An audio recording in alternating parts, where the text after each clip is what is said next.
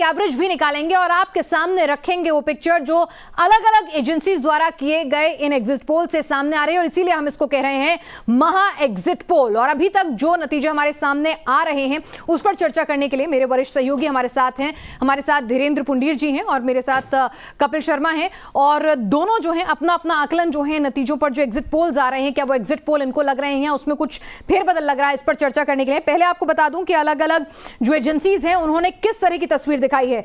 India today, axis माई India ने BJP को 36 से 46 सीट दी हैं, कांग्रेस को 40 से 50 और बीएसपी को 0 और अदर्स के खाते में 1 से 5 सीटें दिखा रहा है इंडिया टुडे एक्सिस का जो एग्जिट पोल है छत्तीसगढ़ को लेकर। तो क्या यही तस्वीर बनेगी? आइए हम जानने की कोशिश करते हैं। कपिल, आप मध्य प्रदेश छत्तीसगढ़ को जो हमारा रीजनल चैनल है उसको हेड भी करते हैं, खुद एक लंबे अरसे से पत्रकारिता करते रहे हैं, ग्राउंड से आपके पास क्या अपडेट, और क्या यही पोल जो है वो एग्जैक्ट पोल होता हुआ आपको दिख रहा है?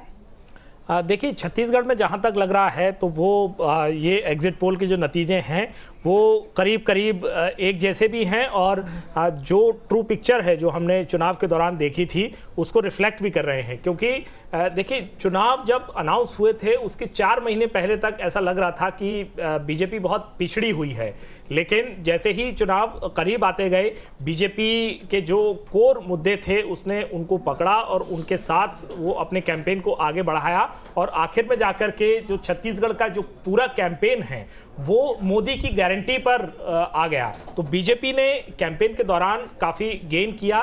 3-4 ऐसी घटनाएं हुई थी जो बीजेपी के जो मुद्दे हैं, जैसे जो भले हम उसको हिंदू मुस्लिम जो पॉलिटिक्स होती है उससे जोड़ करके देखें, एक युवक भुवनेश्वर साहू की हत्या हुई थी, उसको अमित शाह ने अपनी जितनी भी रैलियां हुई हैं उसकी शुरुआत ही या फिर उसका जो समापन है वो उसी बात से किया कि आपको भुवनेश्वर साहू की मौत का, उसकी हत्या का बदला लेना है। तो छत्तीसगढ़ में बीजेपी ने कैंपेन के दौरान बहुत तेजी से बढ़त बनाई थी, और भूपेश बघेल जो दिख रहे थे, जो अपनी योजनाओं के कारण चर्चा में थे, अपनी कार्यशैली के कारण चर्चा में थे, और सबसे बड़ी बात जो छत्तीसगढ़ प्राइड को उन्होंने आगे रख करके पूरा अपना 5 साल का कार्यकाल गुजारा, उसको लेकर के आगे दिख रहे थे, वो आखिरी में आकर के फंस गए। क्योंकि इस कैंपेन के आखिरी दौर में जब वोटिंग होनी थी उसके ठीक 3-4 दिन पहले भ्रष्टाचार के गंभीर आरोप बीजेपी ने लगाए और एक सेंटिमेंट बनाने की कोशिश वहां पर हुई। जी, धीरेन्द्र जी हमारे उत्तर प्रदेश और उत्तराखंड चैनल को लीड करते हैं, और साथ ही साथ हम आपको बता दें कि एक लंबे अरसे से ग्राउंड पर जाकर पत्रकारिता का उनका अनुभव रहा है। धीरेन्द्र जी, ग्राउंड जीरो से आपके पास जो आपके तमाम रिसोर्सेज हैं, क्या अंदेशा दे रहे हैं? क्योंकि छत्तीसगढ़ में कांटे की टक्कर दिखा रहे हैं, जबकि एक वक्त पर यह लड़ाई ऐसा लग रहा था कि क्लियर कट भूपेश बघेल जो हैं वो आगे चल रहे हैं। देखिए, ये कुछ दिन पहले ये तय हो गया था कि कहीं से अगर चौंकाने वाली, हालांकि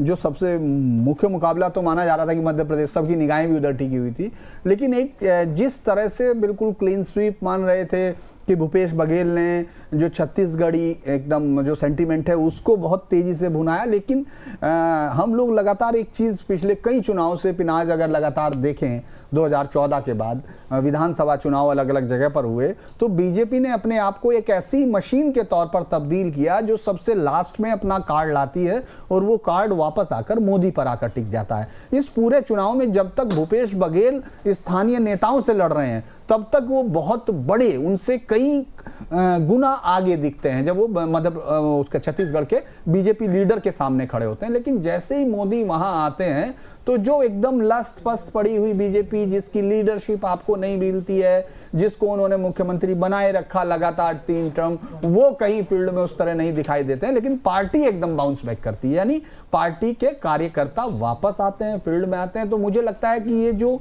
हम देख रहे हैं कोई बहुत आश्चर्य नहीं, क्योंकि मैं और कपिल इस पर लगातार चर्चा करते रहते हैं, और वो मुझे लगता है कि हम लोग 45 से 55 के बीच में रुकते हैं कि 50 तक जाकर कांग्रेस रुकेगी या वो रुकेगी। तो लगभग आंकड़े वही हैं, लेकिन 5-4 सीटों का खेल ही पूरे उसको पलट देगा, क्योंकि व्यक्तिगत तौर पर लड़ी गई सीटें और बीजेपी के फैक्शन में वहां बहुत जी। कम लड़ाई दिखती है पिनाज। मुझे लगता है कांग्रेस के चलिए हम अलग अलग जो नतीजे हमारे पास आ रहे हैं अलग अलग एजेंसीज द्वारा किए गए पोल्स के वो भी हम आपको बता दें। इंडिया टुडे एक्सेस माई इंडिया का हमने आपको बताया कि क्या कुछ कह रहे हैं, और इंडिया टीवी सीएनएक्स के जो नतीजे हैं वो कह रहे हैं 30 से 40 सीटें बीजेपी के खाते में जाएंगी और 45 से 56 सीटें जो हैं वो कांग्रेस के खाते में जाएंगी, अदर्स के खाते में 3 से 5 सीटें जाएंगी। वहीं जन की बात कह रहा है बीजेपी के खाते में 34 से 45 और कांग्रेस के खाते में 42 से 53 और अन्य के खाते में 3। और TV5 न्यूज सिर्फ इकलौता यह है जो बीजेपी को 29 से 39 सीटें दे रहा है, कांग्रेस को 54 से 64 सीटें जो हैं मिलती हुई नजर आ रही हैं। रिपब्लिक टीवी मटेराजी का जो आंकड़ा है वो भी हम बताएंगे, वो मध्य प्रदेश को लेकर आ रहा है, उस पर भी अपडेट देंगे।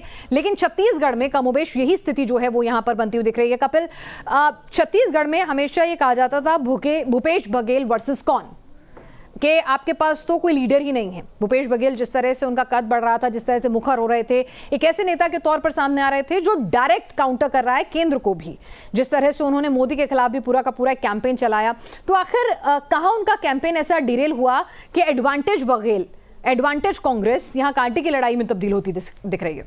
देखिए, जैसा मैंने पहले भी बताया कि बीजेपी ने इस चुनाव को बहुत तरीके से लड़ा है और आखिरी में आकर के वो अपने कैंपेन को पीक पर ले गए हैं, जिसमें उनके निशाने पर भूपेश बघेल थे, उन पर बहुत सीरियस एलिगेशन लगाए गए और एन चुनाव के वक्त आए थे। और ये जो एलिगेशन है वो कोई पॉलिटिकल एलिगेशन नहीं, बल्कि ईडी की जो जांच है उसको इंगित किया गया था। भले ही उसके पीछे कांग्रेस आरोप लगाती है कि पॉलिटिकल मोटिव हो, लेकिन जब कोई जांच एजेंसी की तरफ से कोई चीज आती है तो फिर लोगों के मन में वो घर कर जाती है, लोगों को सोचने पर विवश करती है। और ये जो आपने बात कही है कि कैसे जो एक तरफा दिख रहा हुआ चुनाव जो है कांटे की लड़ाई में तब्दील हो गया, बल्कि मैं तो ये कह रहा हूं कि ऊंट किसी भी करवट बैठ सकता है। जो स्थितियां परिस्थितियां दिखाई दे रही हैं और जो चुनाव के बाद का जो फीडबैक आया है उसके हिसाब से आप देखिए, भूपेश बघेल तो बहुत फ्रंट में रहे, वो बहुत प्रोमिनेंटली सरकार चलाते रहे। हाईकमान ने भी उनको तवज्जो दी इस लिहाज से कि उनको असम का चुनाव प्रभारी बनाया गया, वो यूपी में चुनावी कमान संभाली, हिमाचल में चुनावी कमान संभाली। तो एक फाइनेंस की जो या सपोर्ट की एक बात आती है चुनावी राजनीति में, वो भूपेश बघेल को जरूर मिला। लेकिन पिनाज यहाँ पर एक और चीज है कि भूपेश बघेल जो आंतरिक कलह है उससे भी जूझते रहे। आपको ध्यान होगा जब 2018 में बहुत थंपिंग मेजॉरिटी के साथ कांग्रेस की सरकार आई थी, तो ये एक चीज सामने आई थी कि 2.5 साल मुख्यमंत्री का फॉर्मूला है, जिसमें टीएस सिंहदेव और भूपेश बघेल जो है वो दो चेहरे सामने थे। लेकिन ऐसा हुआ नहीं, बीच में दिल्ली आकर के भूपेश बघेल को शक्ति प्रदर्शन भी करना पड़ा। तो कहीं ना कहीं ये सेंटिमेंट भी मुझे लगता है कि इस चुनाव में काम किया है, क्योंकि हम देख रहे हैं कि सरगुजा के इलाके में काफी नुकसान हो रहा है भूपेश या कहें कांग्रेस को, जहां से टीएस सिंहदेव आते हैं। और टीएस सिंहदेव भी ये इशारा कर रहे हैं कि बहुत कठिन की डगर है। बिल्कुल। और यहां पर धीरेन्द्र जी, अगर छत्तीसगढ़ की ही हम अगर बात को आगे बढ़ाएं तो क्या यहां पर ये जो पूरा का पूरा इलेक्शन है वो मोदी का चेहरा लास्ट में हर चीज पर भारी पड़ गया, और जो एक बीजेपी के पास एक तरह से उस पर आरोप भी लगते हैं, एक कम्युनल कार्ड जो होता है वो भी आगे आ गया। जिस तरह से कपिल कह रहे थे कि अमित शाह ने हर जगह उस एंगल को अपनी रैलियों में मेंशन किया और लोगों को उस पर फोकस लाके खड़ा कर दिया।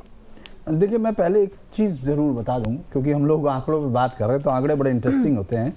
पिछली बार इसी में मैं देख रहा था, सीएनएक्स ने 40 सीटें बीजेपी को दी थी, बीजेपी मुझे लगता है 16 सीटों में 15 सीटों पर जाकर सिमट गई थी। सी वोटर ने 39, 40। तो यानी हम लोग अभी सिर्फ बात कर रहे हैं इनके डाटा पे, डाटा में वैसे तो सबके हैं मेरे पास, लेकिन मैं फिर भी टुडे चाणक्य ने भी 36 दी थी, 50 उसको कांग्रेस को दिए थे, लेकिन कांग्रेस 68 सीट पर गई थी।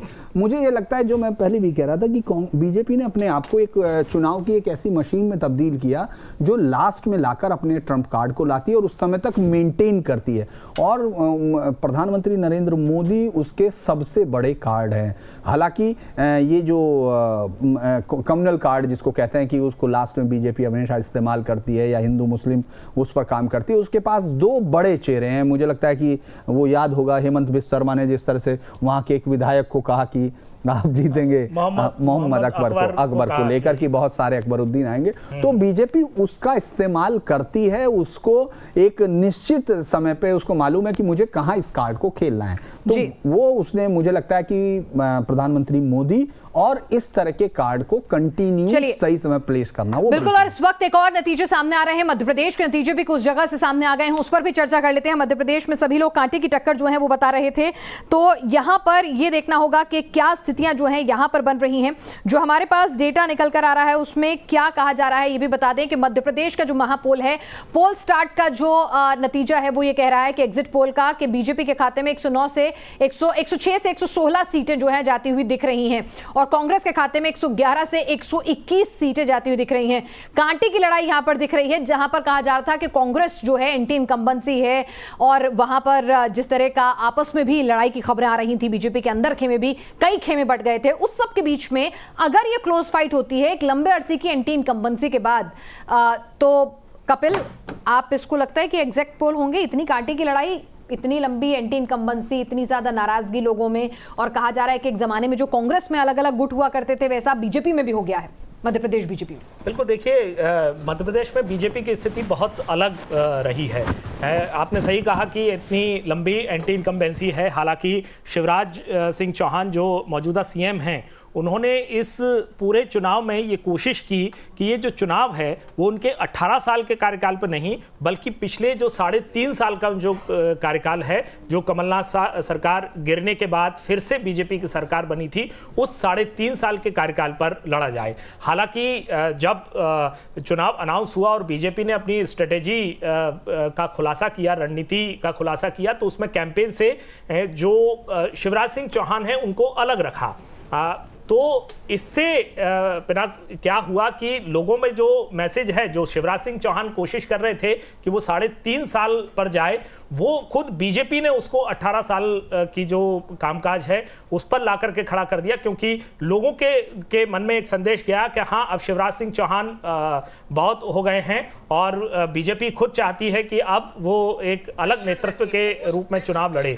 तो यहाँ बीजेपी का जो कंफ्यूजन है वो नजर आया। उसके बाद जो टिकट अनाउंस हुए, जिस तरह से सीटें और उम्मीदवार घोषित किए गए, उसमें भी कहीं ना कहीं बीजेपी का कंफ्यूजन मुझे नजर आया। चलिए, और यहाँ पर इस वक्त एक और नतीजा आ रहा है, आपको बता दें कि टीवी9 भारतवर्ष का जो पोल स्टार्ट का जो राजस्थान को लेकर आंकड़ा आ रहा है वो भी आ गया है, वो भी आपको बता दें। अभी तो मध्य प्रदेश के आंकड़े आप स्क्रीन पर देख रहे हैं, लेकिन राजस्थान को लेकर जो आंकड़ा है उसमें कहा जा रहा है कि कांग्रेस को 90 से 100 सीटें मिल सकती हैं और बीजेपी के खाते में 100 से 110 सीटें जा सकती हैं। धीरेन्द्र जी, राजस्थान में तो सब लोग कह रहे हैं कि कांग्रेस जो है वो 50 से 70 में आके सिमट जाएगी, लेकिन यहाँ पर टीवी9 भारतवर्ष और पोल स्टार्ट का जो एग्जिट पोल है वो कांटे की टक्कर दिखा रहा है। मुझे लगता है कि कांटे की टक्कर वहाँ इतिहास नहीं बताता है। जब भी वहाँ बीजेपी आती है और कांग्रेस सत्ता खोती है तो 50, 40, 60 के सीटों के अंतर पर आती है। अगर आप उसको 1980 से देखते थे चुनाव में, आपको दिखेगा कि जब बीजेपी आती है तो वो थम्पिंग मेजोरिटी के साथ आती है। कांग्रेस वहाँ लगभग तभी कुछ सीटों को जीत कर लगातार आती है। तो मुझे लगता है कि बीजेपी को लगभग 110 से 115 नवंबर के शुरुआती दिन में लग रहा था। जब मैं 100 देख रहा था तो उस समय लग रहा था 110, लेकिन अगर बीजेपी आती है और हम लोग इस आंकड़ों पर देखते हैं तो ये ईटीजी का एक और आ गया है जी, 56 से 72 बीजेपी, कांग्रेस को 108 से 128 और अदर्स के खाते में 13 से 21। कपिल, मैं इसमें वही जोड़ना चाहता था कि धीरेन्द्र जी जो कह रहे हैं कि पहले भी जब सरकार बदलती है तो बहुत थम्पिंग मेजॉरिटी के साथ जो है बीजेपी आती है, ये बात सही है। लेकिन इस बार जो चुनाव की परिस्थितियां थी, आपने देखा होगा वसुंधरा राजे सिंधिया जो बीजेपी की एक बड़ी लीडर हैं राजस्थान में, और अब तक पिछले 2-3 चुनाव उन्हीं के नेतृत्व में लड़े गए हैं, और इस बार उनकी नाराजगी थी या उनको दरकिनार करने की जो बातें थी वो सामने थी, जो दिखाई भी दे रही थी। और दूसरी तरफ भले ही कांग्रेस में इंटरनल बहुत बड़ी लड़ाई थी, सचिन पायलट वर्सेस अशोक गहलोत जो हैं वो पूरे 5 साल वहां पर होता रहा, लेकिन आखिरी में आकर के कांग्रेस जो है वो एकजुट नजर आ रही थी।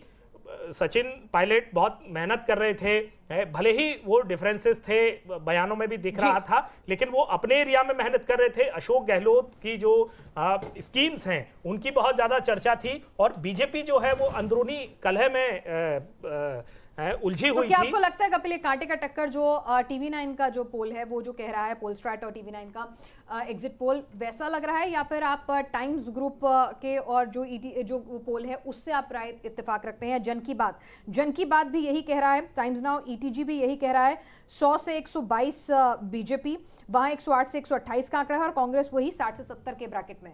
तो आप लोग कौन से एग्जिट पोल से ज्यादा इत्तेफाक रखते हैं? नहीं, मेरा मानना है कि अगर बीजेपी वहां, मतलब चूंकि लग रहा है जैसे देखते हैं, तो बीजेपी वहां 130 सीटों से ऊपर ही रहेगी, ऐसा लगता है। क्योंकि बीजेपी वहां जब भी आई है वो शिफ्ट है, पिछले कम से कम 5-7 इलेक्शन इसी तरह हुए हैं, और जिस डिवीजन की हम चर्चा कर रहे हैं वो डिवीजन जब यहाँ तक कि खुद उन अलवर या इस तरह की बेल्ट है जो गुजर बेल्ट है, जहाँ सचिन पायलट बहुत ताकतवर लीडर थे, वहाँ जब भी वो गए तो आप वहाँ देखेंगे सभाओं में बातचीत में ये भी हुआ कि हमको सबक सिखाना है कांग्रेस को। वो उनके कहने पे भी उनके वोटर्स नहीं मान रहे थे। इस तरह का जो मतलब ग्राउंड का क्लियरेंस था। और चूंकि अशोक गहलोत ने बहुत सारी योजनाएं भले ही चलाई थी, लेकिन Ashok Gehlot law and order position में बहुत ही ज्यादा डिफेंसिव थे, बहुत ज्यादा एक के बाद एक थे। और कम से कम जिस तरह के कार्ड में बीजेपी वहां, चूंकि वो बहुत ताकतवर पार्टी, बहुत लंबे समय से दो पार्टी का मामला है, तो मुझे लगता है कि उस कार्ड को भी आप देखेंगे अशोक गहलोत उसका कहीं भी जवाब नहीं दे पा रहे थे। आप चाहे वो कोई भी हो, चाहे वो आपने देखा उदयपुर की घटना हो जब उसका मर्डर हुआ, आज भी उन्होंने बयान दिया है कि अगर बीजेपी का धर्म का कार्ड चल गया तब तो बीजेपी जीत सकती है, वरना हम जीत रहे हैं। तो ये वहां है, लेकिन मुझे लगता है कि वहां बहुत कांटे की टक्कर है और ऊंट किसी भी करवट बैठ सकता है। मुझे छत्तीसगढ़ जैसा मामला राजस्थान में भी लग रहा है। मतलब आप ये कह रहे हैं कि राजस्थान में भी थोड़ी बहुत सीटें जो क्लोज फाइट वाली होंगी वो खेल किसी भी तरफ पलट सकती हैं। वैसे इस बीच भास्कर का भी एग्जिट पोल आ गया है। मध्य प्रदेश में 230 में से 105 से 120 कांग्रेस के खाते में जाती दिख रही है, भाजपा के खाते में 95 से 115 और अन्य के खाते में 0 से 15। राजस्थान के लिए भास्कर का एग्जिट पोल कह रहा है कि 199 में से जो 85 से 95 सीट है वो कांग्रेस के खाते में, भाजपा को एज जरूर है 98 से 105। और छत्तीसगढ़ के लिए कह रहा है कि 90 में से 45 से 55 कांग्रेस और 35 से 45 बीजेपी। यानी कि राजस्थान और कांग्रेस में क्लोज फाइट धीरेन्द्र जी मान रहे हैं। कम से कम भास्कर का पोल और छत्तीसगढ़ में दोनों में यही स्थिति बता रहे हैं। आप इत्तेफाक रखेंगे? नहीं, मैं मानता हूं कि राजस्थान तो क्लियर है, क्लीन है, उसमें कोई वो नहीं है। छत्तीसगढ़ जरूर है कि किसकी तरफ बैठ जाएगा वो बहुत ज्यादा आश्चर्य नहीं, वहां बहुत क्लोज फाइट है। कांग्रेस भी अगर वहां मान लो सत्ता में आती है तो 55 से ऊपर। चलिए, CNX का भी छत्तीसगढ़ के लिए पोल आ गया है। 30 से 40 बीजेपी के खाते में जाती दिख रही हैं और 40 से 56 कांग्रेस और अदर्स को नहीं मिल रही है। शायद अदर्स का आंकड़ा गलत है, इसको जरा हमें चेंज करना होगा। लेकिन तो आप देखिए कि लगभग छत्तीसगढ़ की स्थिति जो है वहां पर बहुत क्लोज फाइट जो है वो रहने की आशंका है। अगर कपिल आपसे कहूं कि फैक्टर्स जिन्होंने इस चुनाव को एडवांटेज बीजेपी कांग्रेस से यहां पर क्लोज फाइट में कन्वर्ट कर दिया, 5 कुछ ऐसे फैक्टर्स आप गिनाना चाहेंगे? देखिए, सबसे बड़ा फैक्टर तो नरेंद्र मोदी है। नरेंद्र मोदी जब वहां पर रैली करने गए, मुझे लगता है कि मध्य प्रदेश से ज़्यादा जो है छत्तीसगढ़ पर फोकस था। नरेंद्र मोदी ने जितनी भी रैलियां की हैं उन्होंने उसमें बहुत ही इमोशनल तरीके से कहा कि छत्तीसगढ़ के लोगों को ये मोदी की गारंटी है, आप मोदी पर भरोसा कीजिए, मोदी आपके जो काम हैं वो करवाएंगे। आपने मुझे तो बहुत आशीर्वाद दिया जब 2019 में लोकसभा के चुनाव हुए थे, तो आपने बहुत जमकर के मेरे लिए वोट डाले और सारी जो सीटें हैं वो दी। 2018 में कांग्रेस को जिताने के बावजूद भी, तो अब जो है 2023 के विधानसभा चुनाव में भी आप मोदी की बात पर भरोसा करके बीजेपी को वोट दीजिए। और उन्होंने एक चीज़ और कही कि ये मोदी की गारंटी है, और सारे जो लोग उनकी सभा में आते थे उनसे ये कहते थे कि जो लोग नहीं आ पाए हैं आप उनसे जाकर के जब वो घर जाएं तो उनसे जाकर के कहिए कि मोदी ने ये कहा है। तो उन्होंने बहुत इमोशनल तरीके से जो छत्तीसगढ़ में प्रचार किया था। और एक बात और बता दूं कि जो नरेंद्र मोदी सरकार है केंद्र में, उसने उसका जो शुरू से फोकस रहा है वो आदिवासियों को लेकर के रहा है, 2024 की लड़ाई को लेकर के भी। पिछले 3-4 साल से, जब से 2019 के बाद जब कोविड आया और कोविड के बाद से फिर से राजनीतिक गतिविधियां शुरू हुई हैं, तो उसके बाद से हमने देखा है कि आदिवासियों को लेकर के बहुत सारी योजनाएं हैं, भले वो मध्य प्रदेश में रानी कमलापति स्टेशन उनके नाम पर रखना हो। सबसे पहले तो बीजेपी इस बात का श्रेय हमेशा लेती है कि राष्ट्रपति द्रौपदी मुर्मू जो हैं वो आदिवासी वर्ग से आती हैं और एक महिला आदिवासी को बीजेपी ने राष्ट्रपति बनाया है। तो ये सारी जो चीजें हैं वो फैक्टर कहीं ना कहीं छत्तीसगढ़ में काम किया है कि वहां मोदी के चेहरे पर फोकस करके पूरा चुनाव लड़ा और एंड टाइम पर आकर के वो कांग्रेस की बराबरी में जाकर के खड़ी हो गई बीजेपी। ठीक है धीरेन्द्र जी, अगर आपसे मैं इसको एनालाइज करूं तो कपिल की राय से आप इत्तेफाक रखते हैं, आपके कुछ अलग फैक्टर्स भी हैं जो आप दर्शकों से साझा करना चाहेंगे? मुझे लगता है कि बहुत ज्यादा केंद्रित चुनाव हमेशा से ये कोई नई चीज नहीं है। बीजेपी ने अगर मोदी पर रखा है इलेक्शंस तो कांग्रेस इसका मतलब है कोई काट नहीं ढूंढ पाई, क्योंकि ये तो पहले से तय था कि उनके पास स्टेट लीडरशिप नहीं है जो भूपेश बघेल का मुकाबला करेगी। तो लिहाजा ये सबसे पहले स्ट्रेटजी थी कि बीजेपी लास्ट में सिर्फ प्रधानमंत्री मोदी के चेहरे पर आएगी। और अगर कांग्रेस को खासतौर से भूपेश बघेल इस पूरे चुनाव को अपने से ही लड़ रहे थे, क्योंकि सेंट्रल का कोई भी लीडर कांग्रेस के पास ऐसा नहीं है जो वहां जाके उनकी मदद करके 2 वोट खींच के ला सकता था। इसके उलट बीजेपी के पास कम से कम 2 लीडर ऐसे थे जो उसके कम्युनल कार्ड को या जो उसके हिंदू मुस्लिम कार्ड को और ताकत देते थे। 2 राज्यों के मुख्यमंत्री हमने देखे, तो मुझे लगता है कि वो एक बड़ा कारण हो सकता है कि लड़ाई इतनी क्लोज फाइट में आई। ठीक है, हमारे साथ वरिष्ठ पत्रकार सत्यप्रकाश शर्मा जी भी जुड़ गए हैं। छत्तीसगढ़ की बात उनसे कर लेते हैं, क्योंकि अभी तक सभी एग्जिट पोल्स ने छत्तीसगढ़ को लेकर यह स्थिति साफ कर दी है कि वहां पर एडवांटेज कांग्रेस 5-10 सीटों की जरूर हो सकती है, लेकिन बीजेपी वहां कड़ा मुकाबला दे रही है। क्या आप इन एग्जिट पोल को ही एग्जैक्ट पोल में कन्वर्ट होता हुआ देख रहे हैं? आपकी राय कुछ अलहदा है सर? देखिए पीना जी, आपका सवाल बिल्कुल अच्छा है, लेकिन एक चीज बताऊं कि जब से मध्य प्रदेश से छत्तीसगढ़ अलग हुआ, 2003 में पहला चुनाव हुआ, उसके बाद आपने देखा कि लगातार बीजेपी ने 18 के पहले तक जीत हासिल की, लेकिन 18 में बीजेपी बहुत नीचे चली गई। उसके पीछे बड़े फैक्टर क्या रहे? देखिए वो आदिवासी बेल्ट है, हालांकि वहां ओबीसी भी वोटर काफी मात्रा में है, लेकिन आदिवासियों को कांग्रेस से बीजेपी की तरफ टर्न करने में किसका रोल रहा? यानी कि वहां पर जो कन्वर्जन के अगेंस्ट जो मूवमेंट चला, दिलीप सिंह जो देव का स्टेप, उसने कहीं ना कहीं बीजेपी को एक बड़ी ताकत दी और जिससे बीजेपी लगातार वहां आदिवासियों में अपना प्रभाव बनाती हुई एक बड़ी जीत करती रही। लेकिन 18 में जब वो चले गए, उसके बाद या तो बीजेपी का वो मूवमेंट कम हो गया या फिर एंटी इनकम्बेंसी सरकार की बड़ी आई, जिसके कारण कांग्रेस को मौका मिला।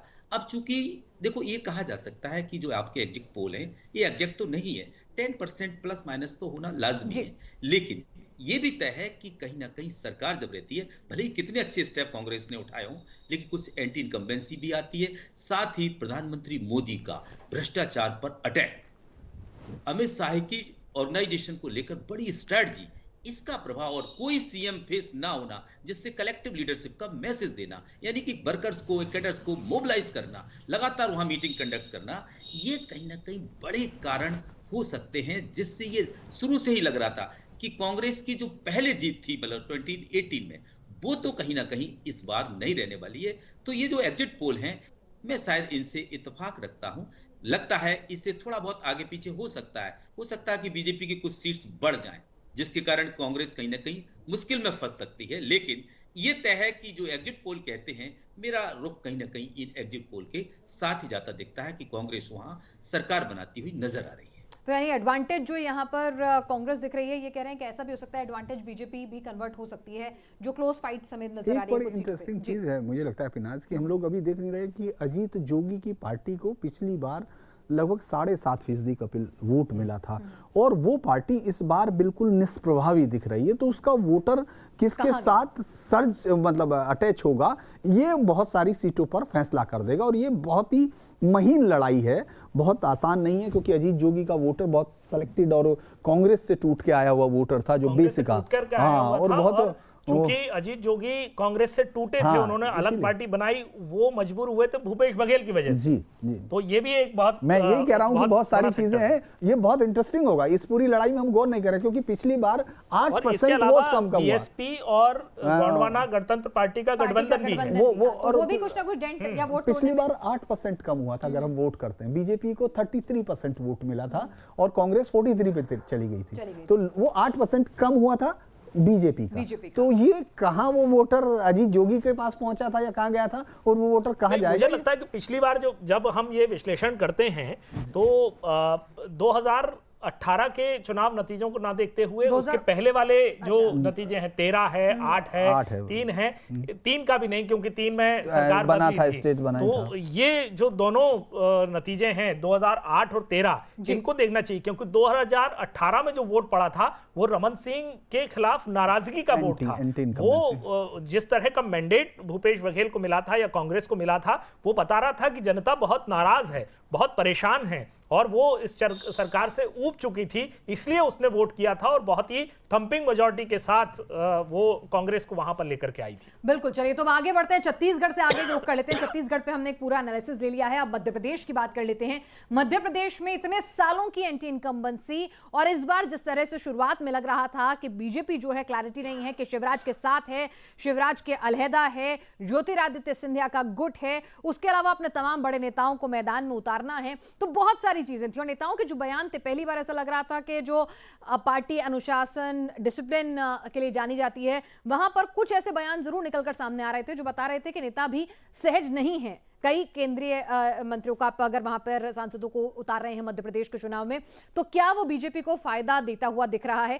अगर अभी जो मध्य प्रदेश के एग्जिट पोल आ रहे हैं वो तो कम से कम यही इशारा कर रहे हैं कि वहां पर बीजेपी जो कहा जा रहा था कांटे की टक्कर में नहीं है, वो कांटे की टक्कर में आ रही है। और कुछ एग्जिट पोल में कपिल एडवांटेज भी नजर आ रही है। ये पोल स्ट्रैट का सर्वे आप देखिए, कह रहा है एग्जिट पोल 106 से 116 बीजेपी के खाते में, 111 से 121, यानी कि सरकार तो बीजेपी भी बना सकती है। बिल्कुल, जो एग्जिट पोल आ रहे हैं उनके नतीजे तो यही बता रहे हैं। और इसमें मुझे लगता है पिनाज की जो कैंपेन के दौरान बीजेपी ने गेन किया है, भले ही वो उसका मैंने एक टर्म अक्सर यूज करता हूं, जो